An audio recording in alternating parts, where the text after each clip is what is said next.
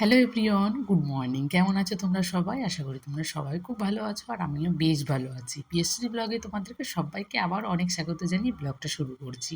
আশা রাখছি আজকের ব্লগটাও তোমাদের খুব ভালো লাগবে। তো আজকে সকাল সকাল ভিডিওটা স্টার্ট করিনি, প্রায় 11টা মতো বেজে গেছে।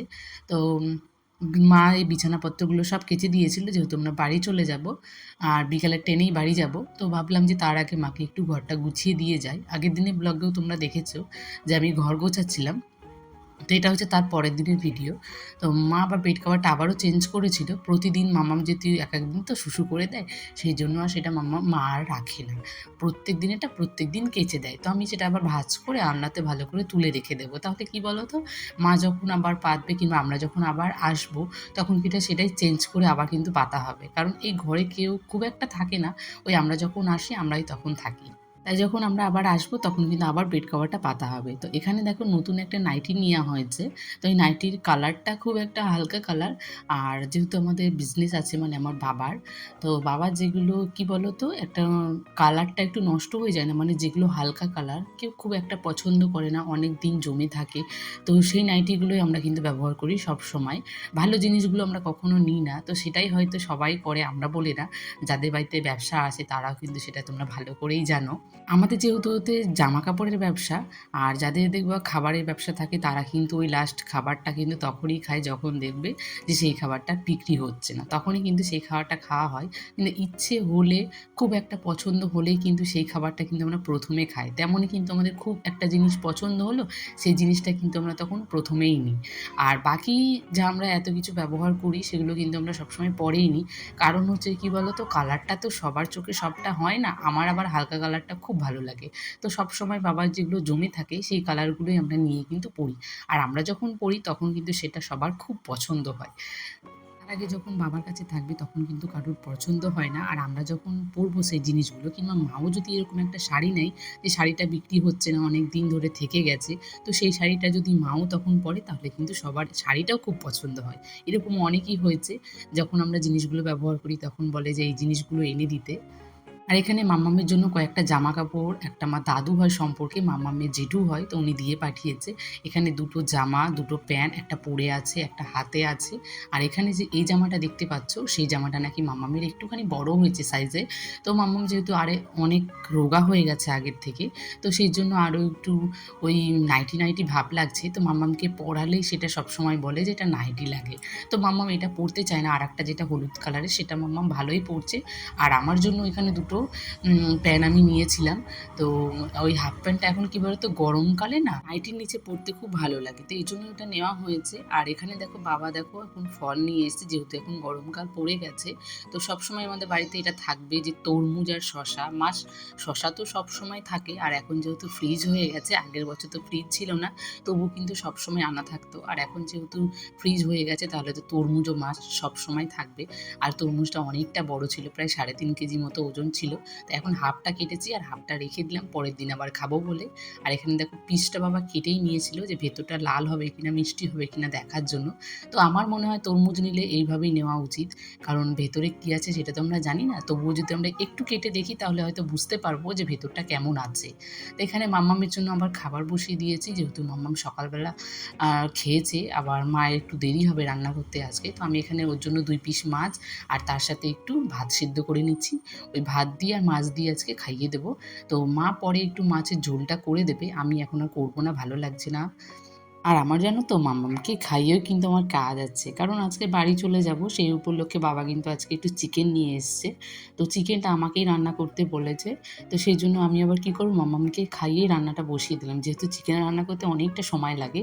আর যদি আমার চিকেনটা ভালো কষানো না হয় না, আমি না খেতেই পারি না, এত বাজে গন্ধ লাগে। তাই আমি ওই সবসময় চিকেন রান্না করতে মিনিমাম আমার 1 থেকে 1.5 ঘন্টা সময় লাগে, যেহেতু আমি হালকা আঁচে বসিয়ে রেখে দিই। কারণ ও আস্তে আস্তে হতে থাকে, আর ভেতরটাও যেন বেশ ভালো করে সিদ্ধ হয়ে যায়। তো সেইভাবে আমি কিন্তু সবসময় চিকেনটা বাড়িতেও এভাবে রান্না করি। আর এই জন্য বাবা বলে যে আমার রান্না নাকি খেতে ভালো লাগে, তো তাই আমি রান্নাটা এখানে বসিয়ে দিলাম। আর আমাদের বাড়িতে কী বলো তো, চিকেনটা হয় না, মা খায় না, আগে আগে আমার বোন খেত না। তো এখন মাঝখানে তো প্রায় ১.৫ বছর ধরে চিকেন হয়নি বাড়িতে। তো এখন আবার হালকা হালকা করে হয়, যদিও মা এখন খায় না। ওই বাবা, ভাই আর আমরা ৩ জনেই খাবো। তো ৩ জনের জন্য আজকে অল্প করে চিকেনটা আনা হয়েছিল। তো এখানে আমি দেখো পেঁয়াজটাকে আগে ভালো করে ভেজে নিলাম। তার সঙ্গে যে একটা গোটা বড় একটা টমেটো দিয়েছি, টমেটোটা যদি একটু মিশে যায় তাহলে কি বলো তো মশলাটা দিয়ে দেবো, তাহলে ওই টমেটোর যা কালার সেটাও ভালো থাকে। আর কি বলো তো, জল দেওয়ার পরে যদি মানে মশলাটা দিই না, তাহলে না টমেটোটা ঠিকভাবে সিদ্ধ হতে চায় না, সেটা আমার আবার ভালো লাগে না। একটু মশলাটা যখন কষাবো সব কিছু যদি একসাথে মিশে যায় না, এবং মশলাটা কষানোর দেখতে যেমন ভালো লাগে, তার সাথে কিন্তু রান্নার স্বাদটা আরও বেশি বেড়ে যায়। তো সব সময় ওই রান্না করার সময় যদি আমরা মশলাটাকে একটু ভালো করে কষিয়ে রান্না করি, যদি মশলায় তেল ছাড়ে, তাহলে কিন্তু সেই রান্নার স্বাদই অন্যরকম হয়। দুপুরে তো খাওয়া দাওয়া কমপ্লিট হয়ে গেছে, অনেকটা সময় রেস্ট নিয়ে তারপর আমি দেখো রেডি হয়ে গেছি বাড়ি যাব বলে। আর ব্যাগপত্র সব গুছিয়েই রেখেছিলাম আগের থেকে, আর ভেবেছিলাম আজকে খুব একটা বেশি ব্যাগ নেব না, একটা ব্যাগই করব। তাও না কি করতে করতে কি নিতে নিতেই না 3টে ব্যাগ হয়ে যায়, আর আমি একটা ব্যাগ রেখে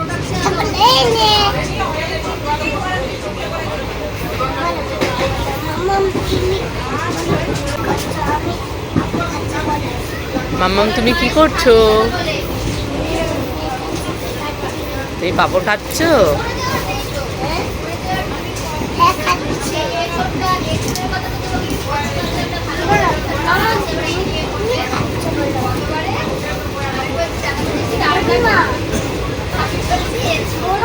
ও মাম্মাম তুমি কি করছো? তাই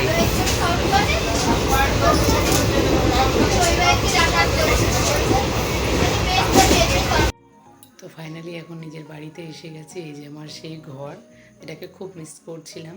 তো এসে একটু মনটা খারাপ, যেহেতু কী বলো তো, একটা দিন না মনে হয় যতক্ষণ না যে সেই সময়টা না কেটে যায় ততক্ষণ মনে হয় কি যে এতক্ষণ বাড়িতে কি করছিলাম। পুরো একটা মাস কাটিয়েছিলাম, তো মনটা বলতে পুরো ভীষণই খারাপ। তো যাই হোক, আজকে তোমাদের সঙ্গে কিছু ব্লগ শেয়ার করবো না, কালকে সকাল থেকে শুরু করবো। আর কি বলো তো, একটা মাস হয়ে গেছে, তো এই জন্য মনটা একটু খারাপ। হ্যালো এভরিওয়ান, তো আগের দিনে ভিডিওটা দেখেছো, এটা হলো রাতে শেষ করে দিয়েছি। মানে রাতে আর কোনো কিছু তো এসে করিনি, ঘুমিয়ে পড়েছিলাম। তো এখন সকাল, তো সকালবেলা এত শীত পড়েছে আর রাতে এত বৃষ্টি হয়েছে, মনে হয় সারা রাত ধরে বৃষ্টি হয়েছে। আর শীতে জামা কাপড় তো সব আমি গুটিয়ে রেখেই গেছিলাম, যা যা নিয়ে যাওয়ার সেগুলো আমি কিন্তু নিয়েও আসিনি। তো সেই জামা কাপড়গুলো মাম্মাম ঘুম থেকে উঠলেই লাগবে। এখন ওই 7:30 মতো বাজে, 7:24 বাজে। তো আমি এই যে এখন একটা গায়ে একটা স্টল দিয়ে দিয়েছি, আর মাম্মামের জন্য একটা জামা কাপড় বের করেছি। মানে তোমাদেরকে দেখায় কতটা বৃষ্টি হয়েছে, মনে হয় সারা রাত ধরে বৃষ্টি হয়েছে, রাস্তা টাস্তা পুরো ভেজা, একদম চপচপে হয়ে আছে। দেখো সারা রাত ধরে মনে হয় বৃষ্টি হয়েছে, এই যে রাস্তাটা কেমন স্যাঁতসেঁতে হয়ে গেছে। তো যাই হোক, যেহেতু ঘুম থেকে উঠলেই লাগবে, তাই জামা কাপড়গুলো বের করে রাখলাম। আর আমি এখন ঘরের কাজবাজগুলো করবো, 7:30 মতন বেজে গেছে। তো চলো,